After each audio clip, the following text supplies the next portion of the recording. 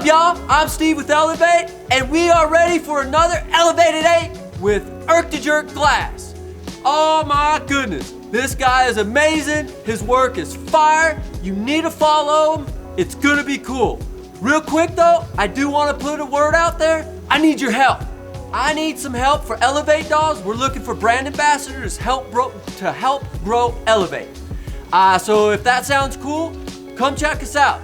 Anyways, let's roll into Erk Da Jerk on this new Elev8.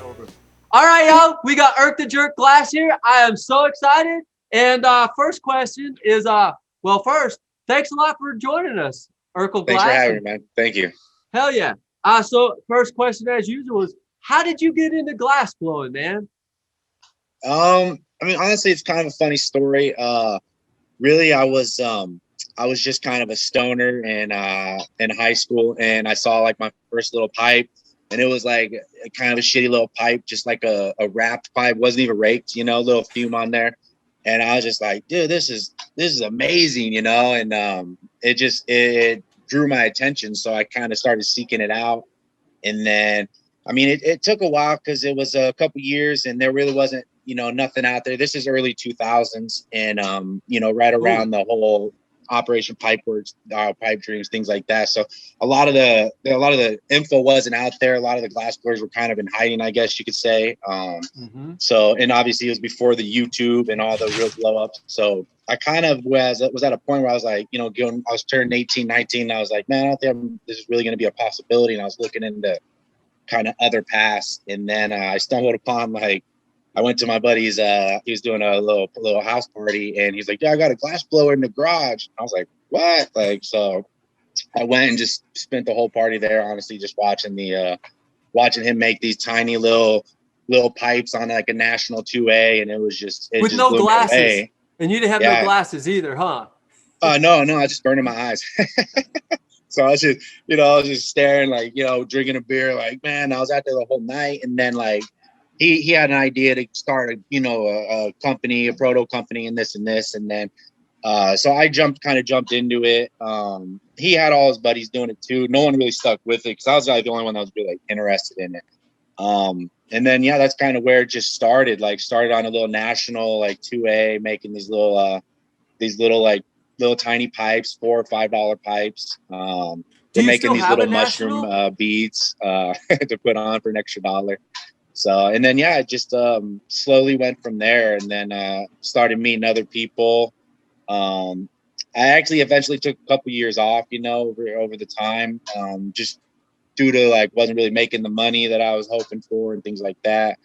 But and then just got back into it when it's, you know, luckily enough that a lot more people were getting into it. Obviously legalization movement helped the knowledge too, and then the availability of classes and everything, and just went from there. Hell yeah. Do you still have that national torch that you started with? No.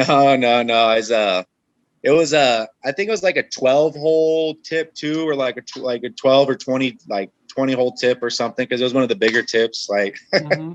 But no, I don't have that torch. Then I moved up to a Red Max about 6 months in, the Nortel Major Minor burner, and that one I rocked that for about almost a year and a half. My first year and a half, 2 years, when I was on the national, and then went to the Red Max. So and then would you upgrade? That's a good torch for anyone out there that's thinking about jumping in for a good beginner style, you know. What'd you move up to after the Red Max then? I went on to a Carlisle for a little bit. So the CC, which is another awesome torch, workhorse. You know what I mean? That thing's nothing's going to happen to that.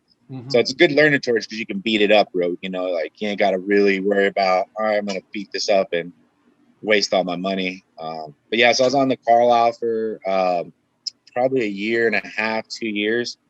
And then I was working at a shop that had the availability to jump on a GTT.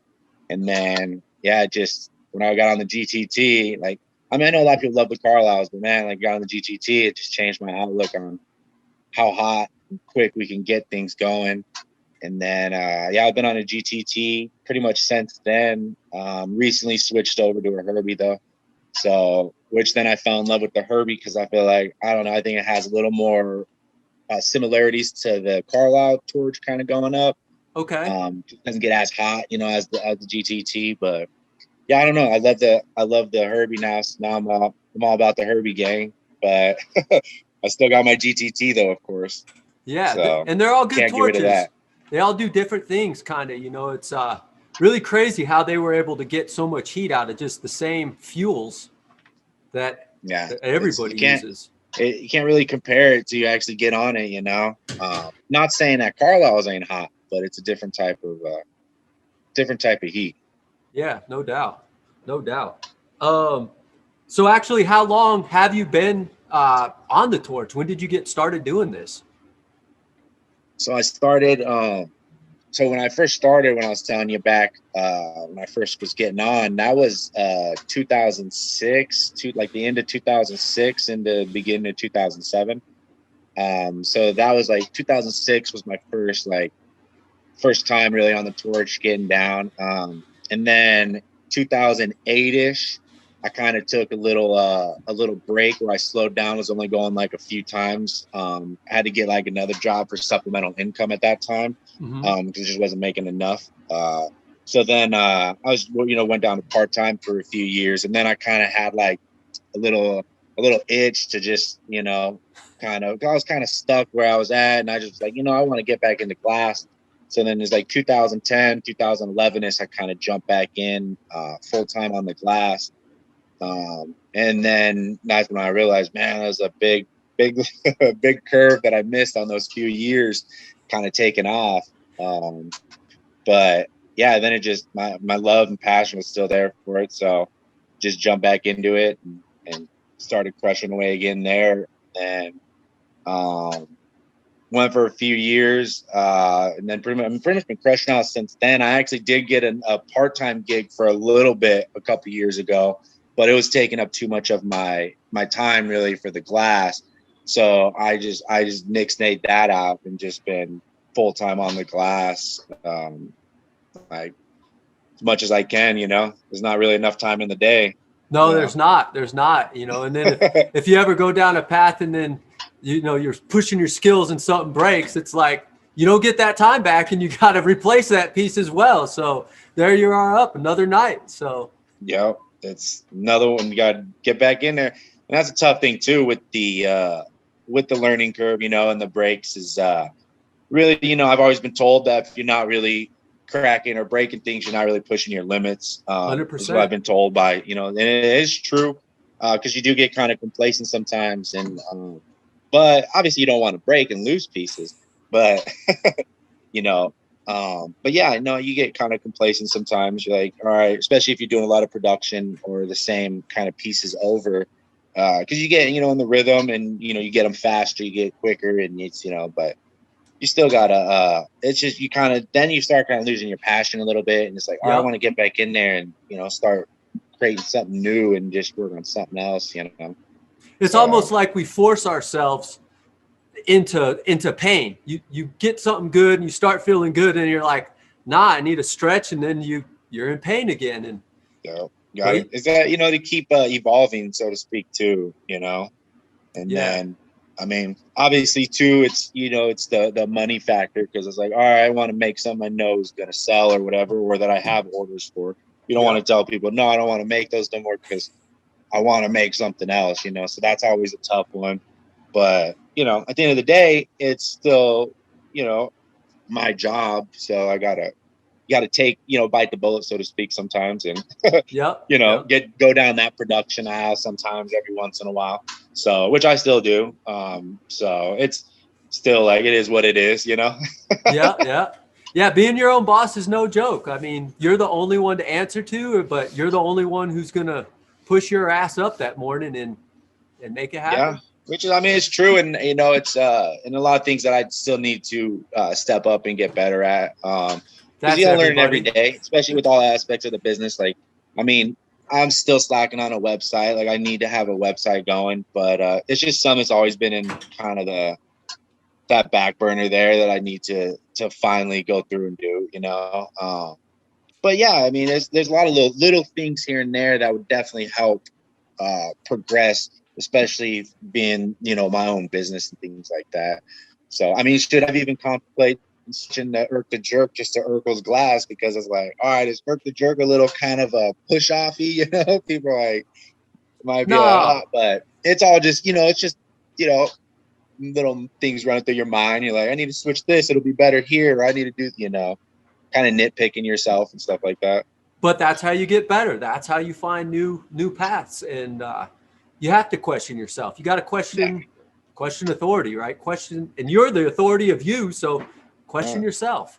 That's true. I always say question, you got to question everything, question authority for sure. So it's, yeah, I mean, it's, no one wants to just go, all right, whatever you say or whatever, just wants to follow the same path. And I don't think any real glass blowers are trying to follow a typical path anyway. Like, No. I mean, our thinking is kind of already obviously out there a little bit. So, Yeah, I tell yeah, anybody it's that awesome, man. It's, I love the community. I love everyone in it. It's a great community.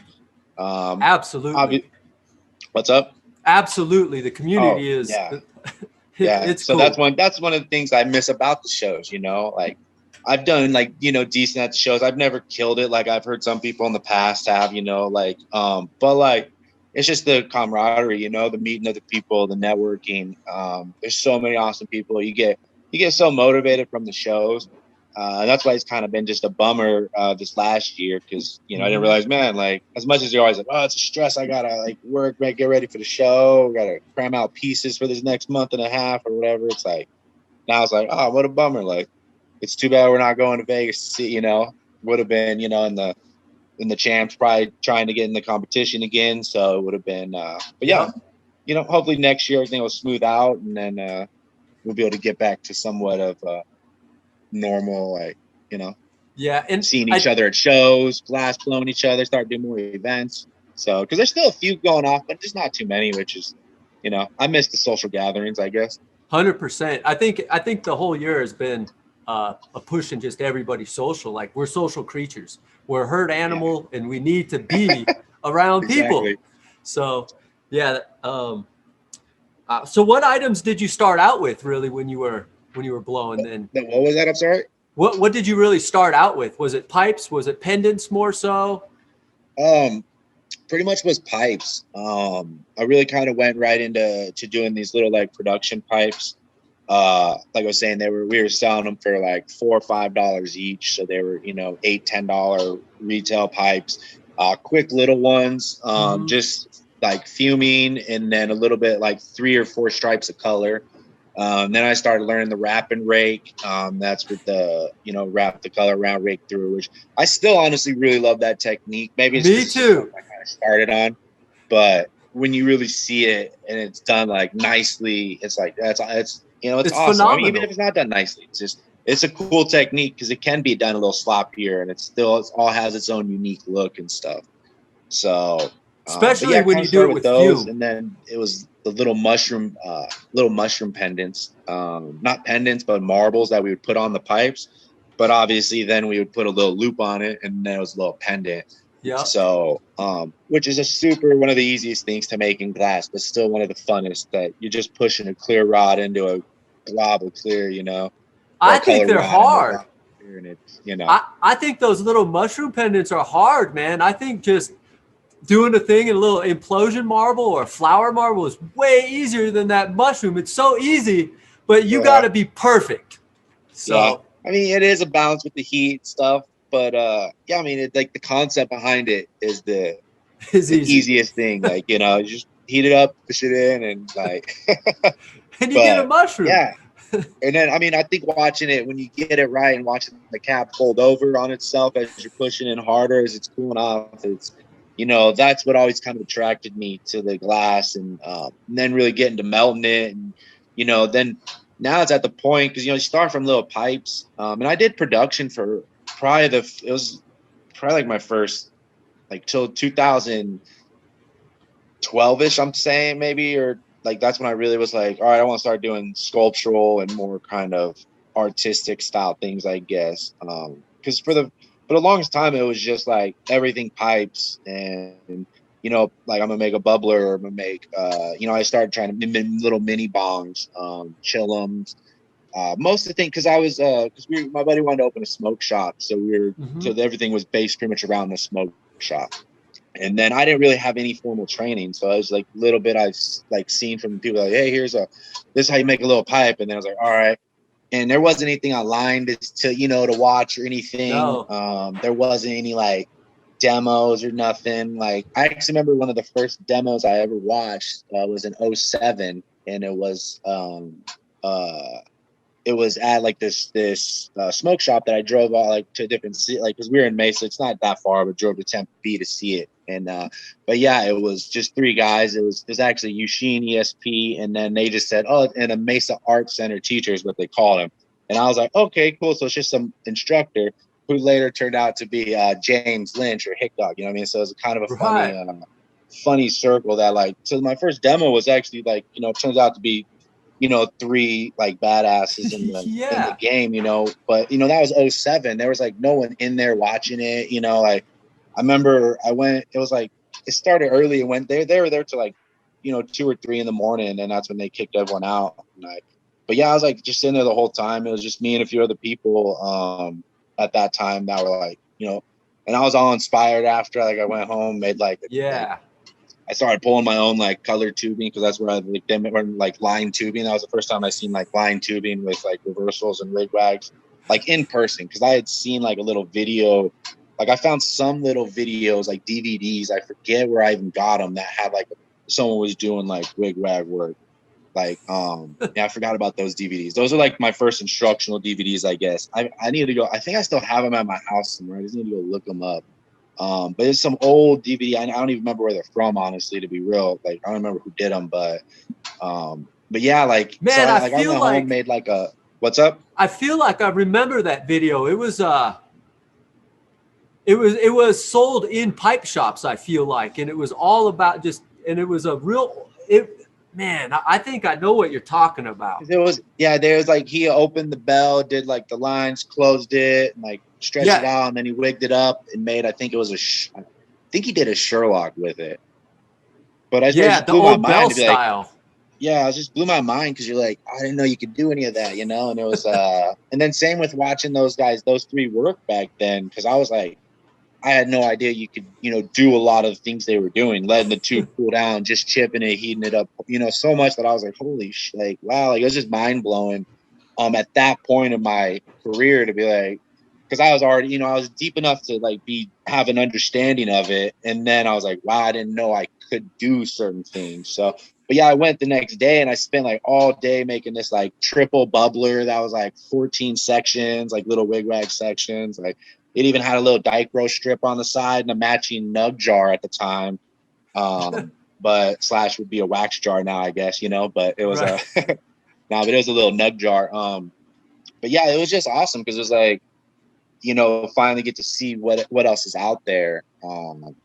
And then I mean, I really didn't have mobility to go to different places either. So I mean, I guess you know, there could have been maybe other events or something going on around that time, but I mean, there just wasn't too much back then, you know. No, And not at to all. where it is now, it's just awesome to really see the evolution of it, right, and how it's went, you know. Yeah, and you to be a part of the evolution, like that's without you here and other cats, like we wouldn't be able to have this opportunity, and the smoke shops would just have the same maybe little fumed pipe there. That's it. Yeah, yeah. No, I mean it's cool to be, you know, like to be like a part of the pipe movement. At least you know a little part of it, you know, because Yep. it is cool, and it's like I said, it's an awesome community that's cool to be a part of.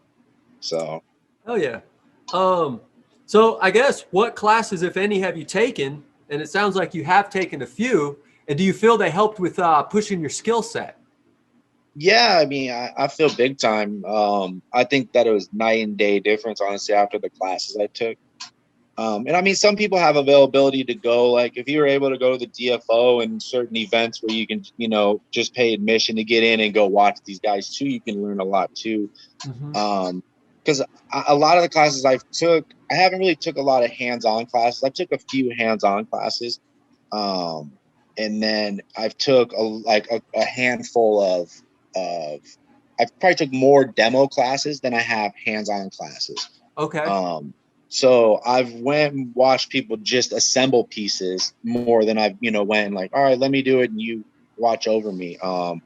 But I think they both have their advantages depending where you're at in your career and what you want to obviously to learn and take out of that class. Absolutely. Because I've had people critique me for taking the demo classes. And then personally, I think like at that point, I needed that because I didn't want to interrupt them doing a piece. Like I want to see the piece from start to finish, Right. And you want me to name all the classes I took? Is that what you said? No, I was just wondering if you have Yeah. taken classes and if they Oh benefited yeah. you. No. I have. I mean, I could start naming all the people I took classes from. I mean, if you want, like, I took a good amount of the glass alchemy classes when they were I think I've only missed a few of the glass alchemy classes that Oh, they wow. posted at their spot. And is that in your city then, where they're doing No, glass glass alchemy alchemy? is up in Portland. So They're like it's a studio, okay. and then Okay. or not studio, but they're like home shop. Right. And I've been out there and I've took a lot of the classes out there from all those guys. And that's where I went for probably most of my classes, I'd say. And then I went to I to didn't one even of the know they Camp had those. Wanamaker headies out in I think right down from you guys there in Denver. We're right outside of Denver. The Camp Wanamaker heady class, that was a fun one. And then and then I mean some of the classes too, like some of those demo ones, you got to be careful because you might just party so much. Like I didn't even learn nothing. I was just partying the whole time. But no, like, I mean, I took like one of the hands-on ones I took was a kabuki class, which was awesome. Oh, wow.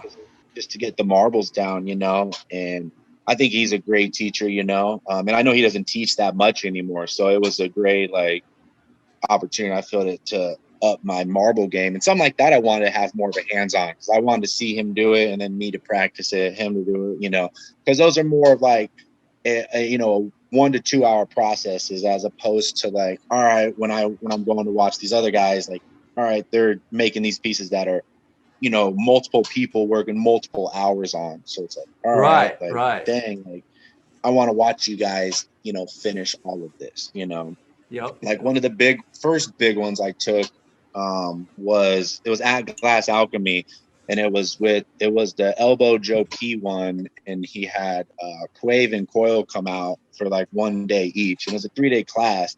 So like, and they were on like a hardcore like grind where they were like they went to like 3-4 every morning, like which isn't like isn't uncommon, but it doesn't like not everyone's on that type of grind either, but to watch that and to see the amount of pieces and the quality and how much you can push your piece, like that amount of knowledge, like was like is it made the biggest like difference to like, all right, cool, now I know what I can do, possibly what I can expand there, things like that. Hey, look, you came to say hi.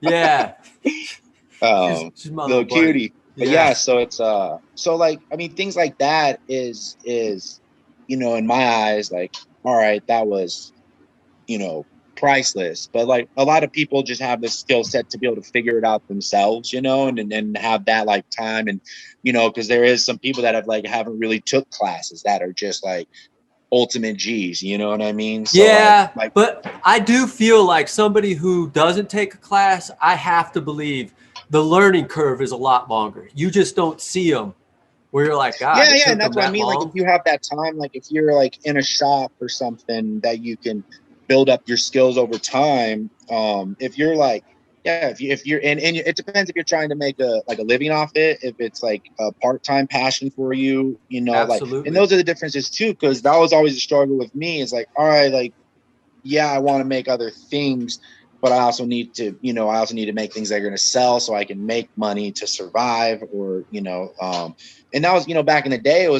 didn't even think about the artistic of it. I was just like, yo, we got to make pipes. We got to do bubblers, and that's all it was really, in my opinion, back then.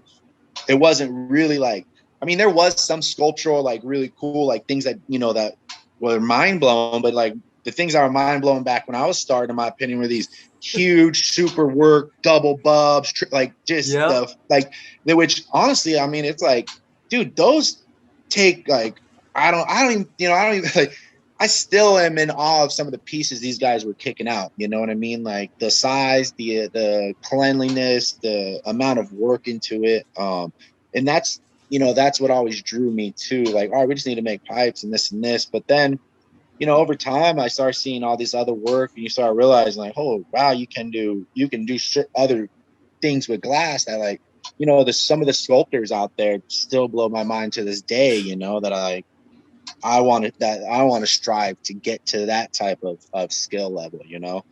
So yeah, it's awesome, man. Just the Absolutely. evolution, and then obviously the social networking, the internet's helped us do that. Hmm. All the different shows that the DFOs, the champs, and the maybe not champs, somewhere, but like the DFO, like the champs, I think brings a lot of the smaller guys together. I think like us, the newer guys coming up and things like that. Yep.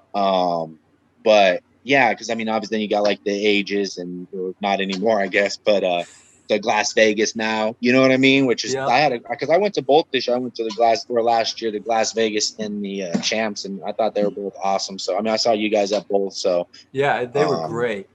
yeah. So I mean, just like it is a little overwhelming the number of shows we have now, but it's also just cool because it's like, all right, now it's a little tougher to pick one, but there should be plenty of availability for people to get out there, meet people Yeah. now.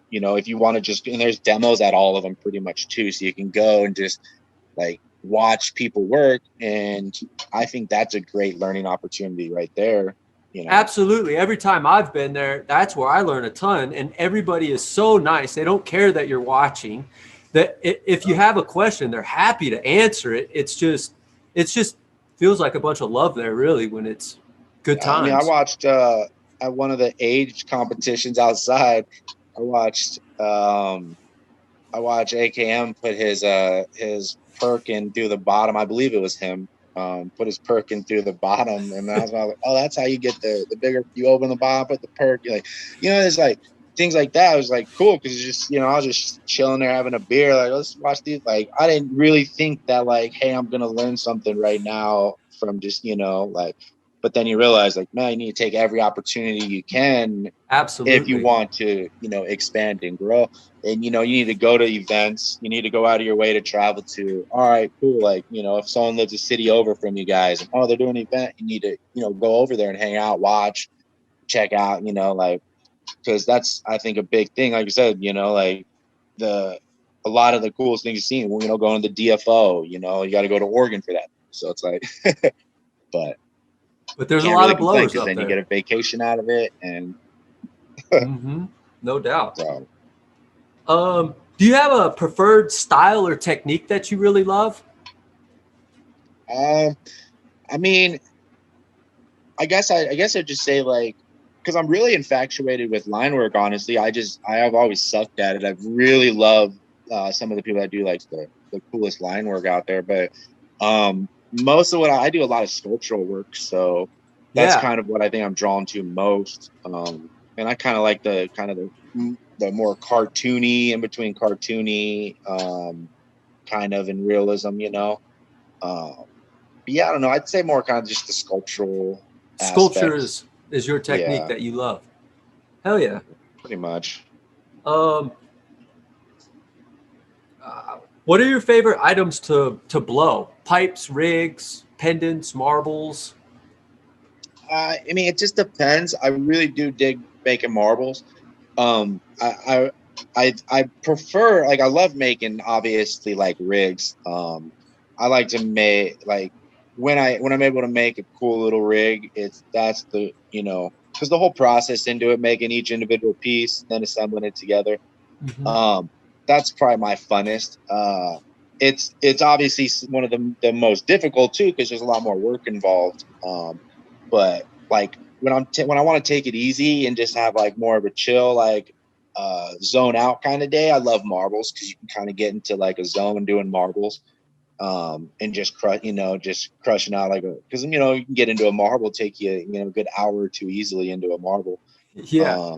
And then before you know it, and you're just you know and it's usually not too big unless you're going, unless you're trying to go like super huge Mad Glasser style, you know, like, but you, but yeah, it's, What's the I'd biggest say marble you've the made? sculptural like rigs is the funnest for me, especially if I'm trying a new rig, or something like that, like when it's a new idea, because then I'm really got to focus and think about, you know, how am I gonna, you know, what am I gonna start on first? How am I gonna build the color up? You know, things Hmm. like that. So I'd say that the sculptural rigs is definitely probably the most challenging and funnest, out of it, you know. Yeah, yeah. And I noticed your kangaroos, you know, the boxing kangaroo. That thing's awesome. That how many of those have you made? I mean, I haven't kept count possibly like I should have, I guess. But uh, I mean, I've made probably a handful every year since like 2015. Like I think the first one I did was like 2014. Okay. And then it's probably been a handful. Nothing like no crazy one. Like I haven't done like a crazy amount. So I mean, I'd say there's probably 70 to 100 out there. That's a good Um, number. yeah, for over the years. And then I mean, I haven't made as many recently these last couple of years. It's only been a few, generally at like a request or or I usually make one or two for a show. Um, Yeah. but but yeah, like so I mean, I'd say like a good amount up there, like probably not over 100, but maybe, you know, 70 to 80 different, you know, different little size ones, colors, different gloves usually on each of them.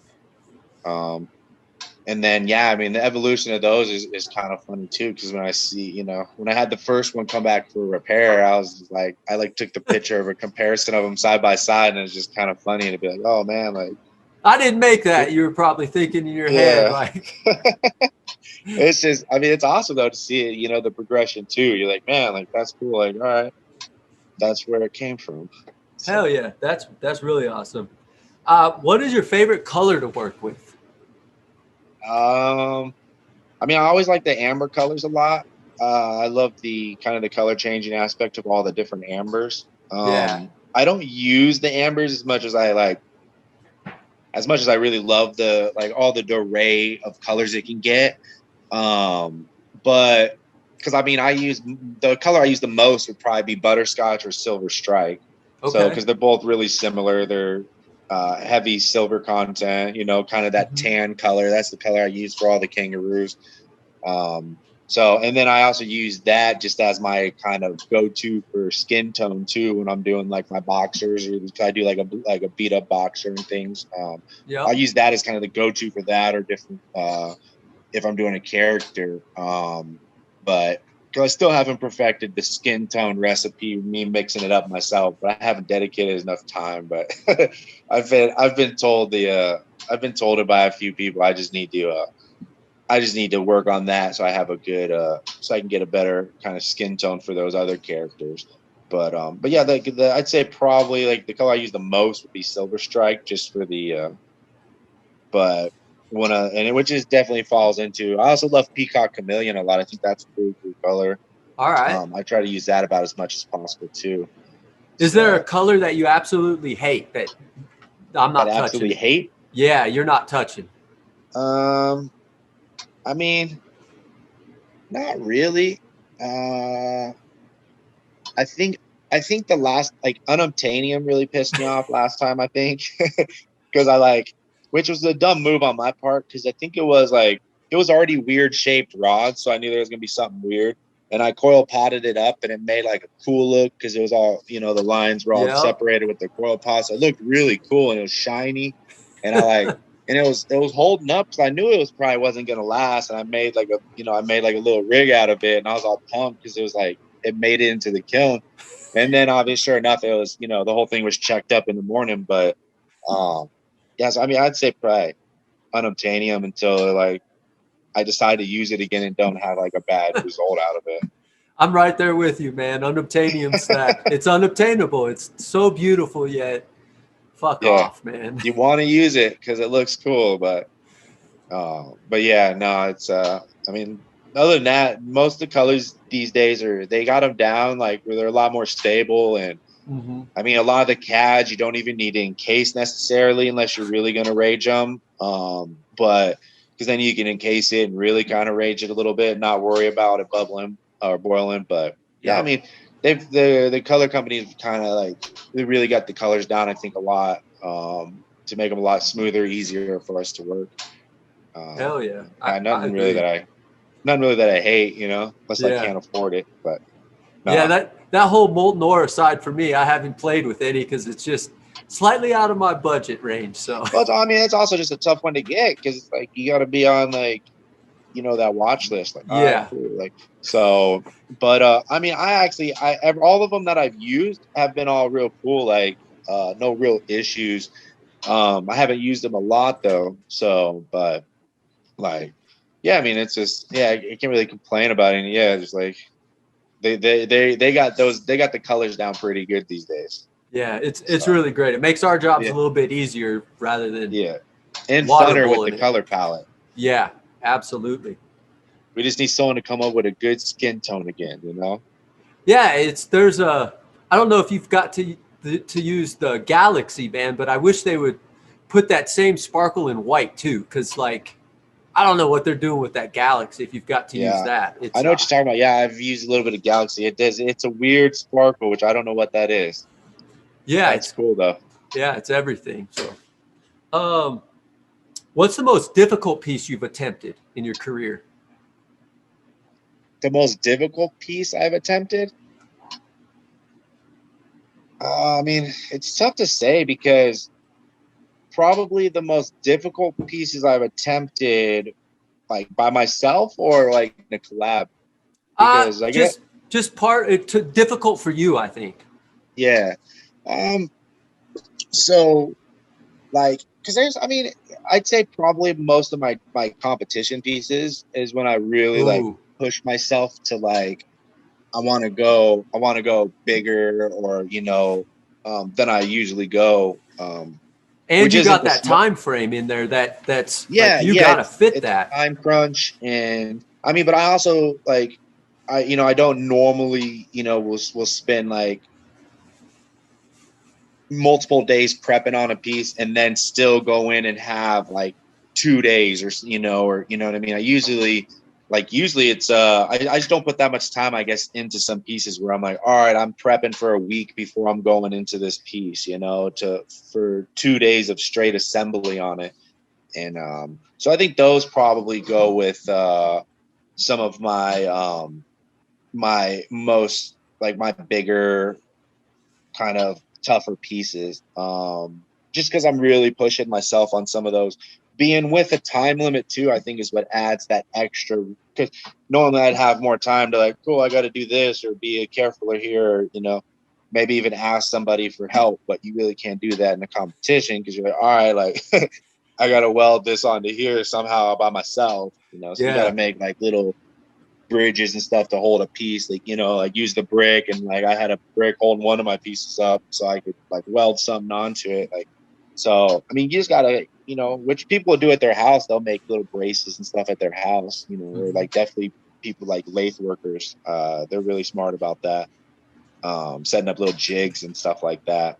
Yeah, yeah. But yeah, I mean, it's those I would say would definitely probably be um the like more challenging pieces I've done.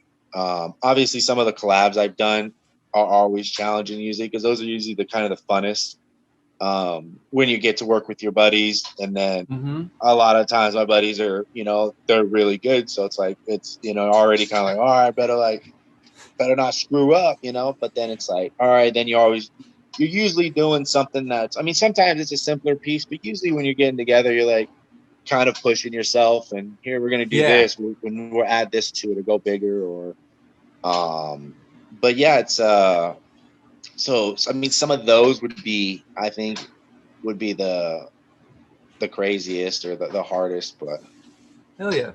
you know Uh, um so with that said, do you collaborate often? say what. Do you collaborate often with people? Yeah, I mean, not as much recently as I'd like, but we try to, like, I mean, I try to get out and do as much collabs as possible, really. Hell yeah. um we got a decent scene out here in Arizona, with all the like a lot of the guys are in Tucson. A few have moved up here to Phoenix now. But so like when we go down to Tucson, there's a handful of guys down there to go work with. Up here in Phoenix too. We got a handful to go around.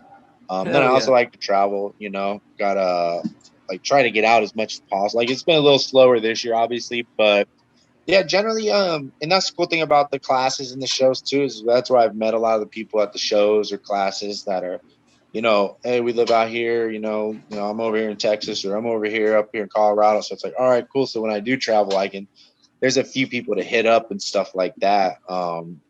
Makes But your yeah, I mean, I funner. haven't done any traveling this year. Just because obviously there's I mean I want to, but I've also been busy enough luckily to stay busy, and then so hopefully soon we get some more collabs going. But yeah, that's definitely one of the funnest parts of it is when you can go hang out. You guys are hanging out, you got someone to bullshit with and to get down with, make some money with, and at the end of the day you're like cool, like, and it helps kind of the ideas to push to like same with Absolutely. being in a shop with someone else, uh like I'm in the shop right now with just my buddy Billy the Kid, Glass, what he goes by. If you guys aren't familiar with him, you should check him out too, he kills it. Yeah. But yeah, he's it's good to have someone in the shop with you so you can kind of vibe off of, work with, throw ideas off of. I've usually always been in a shop with somebody else, which I think helps in that aspect too, just to Uh-huh. kind of so when you are like, you don't have to go search out a collab necessarily because you're like, hey, like, you working on anything today? You want to get down a collab? You want, or something, or you see them making something cool and like, yo, like, what if I do this on there? And so that's always like having someone right there with you is a cool, easy way to get down on some collabs too, which is like I said, a little easy, just a little easier to get them done because otherwise you're Hmm. like, you got to plan it out to travel there, break your stuff down, bring equipment, stuff like that. So Yeah. it is a little bit of a hassle, but at the end of the day, I mean, I love collabing, especially when people like are coming into town. Like when people come from somewhere else and they're just like, "Hey, you got a spot? I could, work for a few days." I'm like, yeah, dude. So, I mean, that's been some of my longest nights and some of the best nights, I'd say. You know what I mean? Like, so Yeah. that's when you think you're gonna be done at midnight and you end up working till 4 in the morning. You're like, all right, well, we got the piece done. Right. And So that's and you got to remember, that's not just one person going from 12 to 4. That's two people. So that's like full 8 more hours into that piece. And it just, yeah. that's the piece just comes out amazing then. Yeah. Well, I mean, it's just the way pieces happen sometimes, like Hmm. you'll be working with someone and then you'll be like, we're gonna mouthpiece it at midnight, and then it hits the table at midnight and breaks a piece off. So you're like, oh, well, I gotta remake that real quick. And then we gotta weld it back on, so that's Yep. honestly what happened from that when that ended up happening. Because we were supposed to be done at midnight and then we ended up going till 4 because it was just repairing. Like it was like, cool, I'm gonna mouthpiece it right now, and then it just hits the table. It was like, what? Like, so, but that, I mean, that's just what happens. So that's part of, like you were saying earlier, when it happens, stuff breaks. But then that's when you realize, like, all right, like you can fix a lot Yeah, depending how absolutely. much broke, I guess. Like it's amazing what you can fix I was these once days. I was once told it's not what you can make, it's what you can fix. Because Yeah, of, I mean, a smaller piece is a pipe, you can get through it without it breaking. But when you start expanding, something's breaking. And yeah. so you got to fix it. Yeah, I mean, especially it's like a bigger piece, and it's like, oh man, the arm broke off. Like it's done. It's like, no, it's not done. Just put the arm back on, or like a little attachment broke off or whatever. So it's like, or the joint broke off. Put the joint back on. Hmm. So, but Yeah, yeah, you it can't gets waste tricky all when that it's like, time. hey, it's broken half, and it's like, ooh, that's a tricky one because you shouldn't have broke the body in half. Like. Right. Yeah, it's like, I mean, it is amazing what you can fix. And I mean, that was one thing I've learned from watching from a few of the classes I took was like, well, wow, like the things you'll see crack or whatever. And then you can like, okay, you don't need to freak out once there's something cracks. You can work the crack out, seal it up, You know, like if you accidentally flash a wrong spot and it cracks, and it's like, all right, you can heat that up and work that crack out, you know. So you might Absolutely. have to go on the inside of it and clean up the whole thing. But you know, that's what you got to do. So you not end up wasting those last 8 hours you just worked on that piece, you know. Right. So that's Absolutely. really what it comes down to as well. So, Yeah. but yeah, I mean, I've heard that saying too, and it's it lives true to this It day. it does. Uh well, I was going to ask you if you've ever competed, but you've been competing in events, champs. You've been around in a lot of shows, and sounds like you win both meeting people and stretching your experience or skill set. So, Yeah, it's I mean a lot of like the competitions are always a fun time. They're super nervous at first, because it's you get over that fear of working in front of people. I had mhm. already done demos though before that, so I kind of like was already kind of over the like nerve, but there's still like it's still like the second you start, you still like, that first little bit, you get those nerves going, and it's like, all right, people are watching this and this, or when you get to certain spots where it's like, all right, I'm at a crucial spot, and those are the ones, and it's but yeah, like the competitions have always been fun. It's always like so I've met a lot of cool people, made a lot of like friends doing the competitions, and it's I mean, I've had good luck in some of the smaller ones. Never really like the big Masters champs. I've never really done too good in. But that's the name of the game. It's like the top 40 people there, so it's the way it goes. Yeah, you And get then we had a somebody few out like, here in Arizona. We had like Arizona's finest. They did like a local one with like the top. I think it was like 10 or 12 of the top AZ artists, which is cool too, because then you see all the real local. Oh wow, like these are all the like man, we got a pretty good squad out here. right. But yeah, like it's always fun doing a competition because you definitely uh I mean I always step out of my comfort zone most of the time. Try not to step too far out because I want to always have a showing, I don't want to be like, all right. But yeah, it's always been a good time, and like always a learning experience. Get to meet people, and then there's usually cool people taking like some dope pictures too. So then you usually get like a couple cool Yep. pictures sent to you, or like, hey, check this one out. So you're like, oh, dope. Like, so I mean, that's always a highlight in my book too. Yeah, you got to get a cool picture. Yep. And you can't do that when you're blowing glass, and if you remember it, you're like, I can't get this. I'm in the middle of this. So, Yeah. But you're yeah. also at your own shop, and you ain't got probably a nice camera and you know what I mean, with a filter or whatever. Like, Yep. so And they have it there. Um, do you consume yourself? say what? Do you consume cannabis yourself? Cannabis? Yeah. Do you Yep. prefer do you prefer flower or concentrates, or do you not care? Or I mean, I do a little bit of both, but my preference is flower. So, like that's really where like 'cause I smoke more flower than I do wax. But if it's there, I mean, if someone's got some good wax, I'm definitely not going to say no to it. right? Um, but yeah, like I mean, I find myself smoking more flower just because it's uh, kind of. I mean, not like that. I don't know. I mean, yeah, it just seems to smoke more flower. Yeah. So, I'm the same way. I love the flower. I love the look at it. Waxes all look cool, but it's just the flower is like, what kind was it? How is it trimmed? What do the crystals look like? And then, so I'm with you with the flower. yeah, and I mean, I've always had buddies that are growers and stuff too, so I've always been into that side of it as well.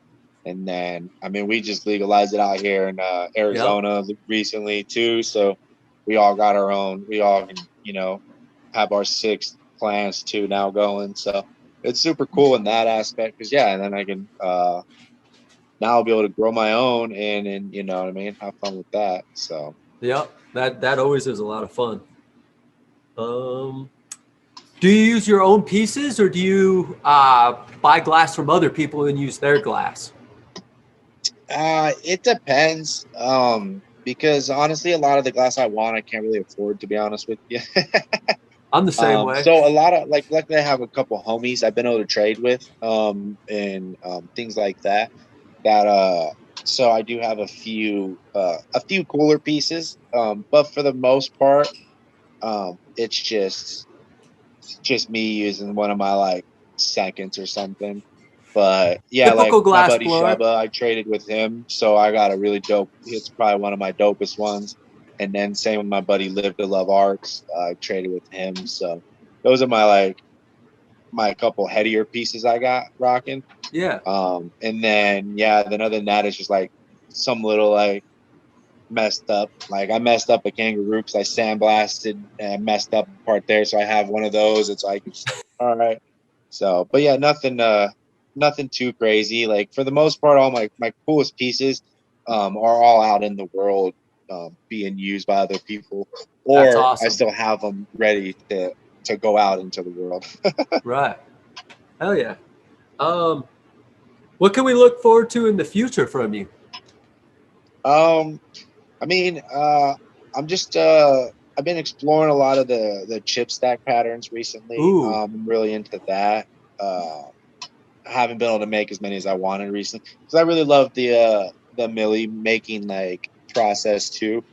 That's kind of like like when I was talking about marbles earlier. It's kind of a meditating thing. Almost you kind of get into it. And it's super dope making I like the just that whole process making bigger images, shrinking them hmm, down. So I like that a lot. I also there's I mean I still gotta like I'm still trying to figure a few different ideas for sculpting wise out of because I want to dive more into probably the boxing series a little bit with the actual just the boxers. do you Um, box? Because I see a no, lot of boxing on your stuff, man. So, I don't. I mean, I'm just into I am into like more of the like a lot of the fighting sports. Not like super into them, but I do enjoy like the boxing and like MMA and all that. Um, so, but I mean, no real like. I mean, I'm not a boxer myself, but yeah, it's just something that I've always enjoyed, and it's kind of just I don't know, just kind of just curving that way towards it a little bit. hell yeah, do what you love. But yeah, I mean, it's all it's always fun. And then I've actually recently been getting into learning the hot shop a little bit. I've been getting into going and helping out the local buddy out here. He And that he's soft got a little hot glass, shop going. What's up? that soft glass where they're working in a big furnace, right? Yeah, yeah, kind of like that, kind of like the Blown Away series that just came out. Yep. So it's cool because I've always been interested in that aspect too. So it's cool just to kind of mess around with that, get my hand, you know, dip my hand into that a little bit. Yeah, that Um, sounds neat. yeah, it's just I like you said, I've always been interested in almost everything with the glass. So whenever I have an opportunity, I want to check it out, dive in, and see what I can take from the experience. Um, Hell but yeah, I yeah. mean, but for the Boro world, I don't know really. Kind of still figuring that out, just Hell seeing where yeah. it goes. Like I don't have any big plans right now. All right. Um, do you still find you have the same love and passion for glass as you did when you first started? Um, I'd say it's still there. It's not that it's I mean I don't know that it's different. It has changed a little bit because I don't think I knew what I really wanted when I was getting into it. Mm-hmm. Obviously when I was getting into it I just wanted to make nothing but pipes and bubblers pretty much and things like that. So I think it's like my passion's still there. It's just evolved from like wanting to make like the headiest, like I guess typical spoon pipe, or to wanting to make like something that's super dope that you can't really tell is even a pipe. Like pretty much like sculptural artwork is what I like Right. to say. It's like something that you can pretty much put on the shelf, and like anyone will come over like, oh, that's really cool, that looks dope, and then and then like then they won't have any idea. They're like, all right, cool. I just, It's a put this pipe right too. here and this, and then and we're going to smoke out of it. So I love that aspect of it. As, uh, yeah, I mean, I think that's just so I think my passion's still there. It's just kind of evolved to from like Bigger, wanting badder to do just stuff. which I love making pipes. Like I'll never not be like, oh, I'll never make a pipe again or something crazy, because I love making pipes.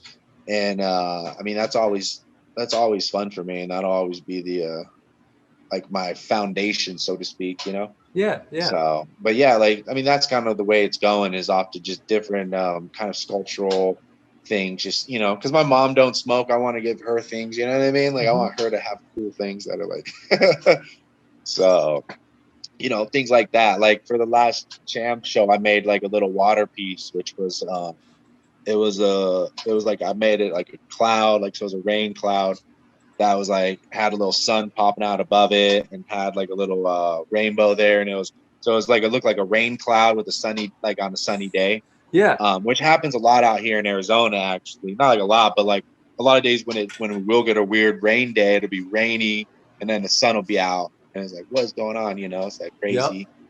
So, but yeah, like so that was cool too, because then it was just a complete, just like a little water, you know, decoration, you know, water fountain thing that you put on somewhere, and people, you know, you can put it in the office somewhere. Obviously, it's not a smokable thing at all, but yeah, I mean, I dig those types of things too, when you can, you know, have even just the normal, you know, little kid, oh wow, that thing's amazing, you know, or old, you know, someone that doesn't smoke necessarily be amazed by it, you know. Yeah. Yeah. So Hell yeah. Um, and then where can we go follow you at again? it's I mean, I don't have a website yet. Still, like I said, still got to get that going. But my Instagram is Erk Da Jerk, so ERKDEJERK. Yep. And then email is Glass at yahoo.com All right. for any questions or anything like that. But yeah, I mean, I try to respond to all the DMs. I do slack a little bit, but usually not more than like a day or two, just so I can stay up on them. Yep. So, I mean, anyone's got questions about something, they want to know, you know, what a certain color is or anything like that, they can always hit me up. Yep. We Um, really want to encourage everybody out there to go follow Erk Da Jerk Glass, and support you, because like your work is fire, and you've been doing this for a minute, and I can't wait to see what your next project is. well, thank you, brother. No, I appreciate it, man. Yeah, it's who knows where the next 10, 12 years are going to take us, you know, but I'm Yeah, excited to see where we're going to be. me too. Would you like to add anything? Let us know anything special. Got anything else to say, or? Yeah, I mean, nothing really special going on right now. No big events that I can think of. So I'm trying to lock in a 420 event, hopefully, so I can get a little demo going. Because I love doing the 420 demos. Yeah.